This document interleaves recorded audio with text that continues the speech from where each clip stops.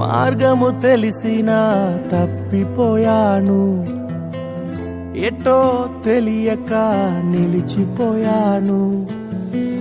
మార్గము తెలిసినా తప్పిపోయాను, ఎటో తెలియక నిలిచిపోయాను. 100 మంది కొరకు నీవు పోలేదు,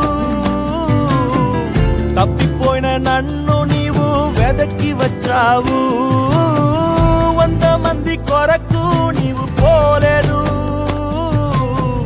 తప్పిపోయిన నన్ను నీవు వెదకి వచ్చావు.